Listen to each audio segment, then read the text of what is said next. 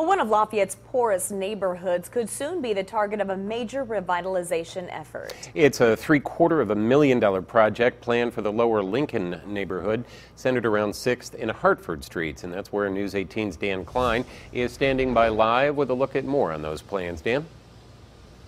Well, Jeff and Gina, if everything goes according to schedule, 1 year from now, this intersection will look very different. With me is the Faith Community Development Director, Lori Walters. Lori, thanks for joining us. Tell me about what you're hoping to happen here. Yeah, well, we're hoping that we'll be able to tear down the Cooler Keg and turn that into what we would call a play space.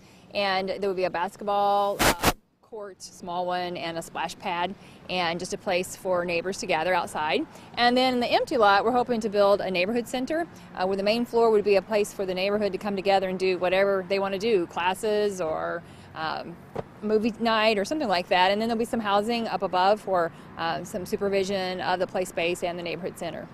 Why the Lower Lincoln neighborhood? It's not the most attractive of places in the Lafayette. Why here? Yeah, well, our heart is really here. We are a community development corporation, and one of the things we work on is affordable housing. And our first project house was actually here in Lower Lincoln.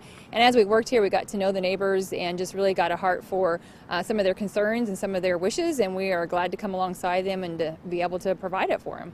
What excites you about this project?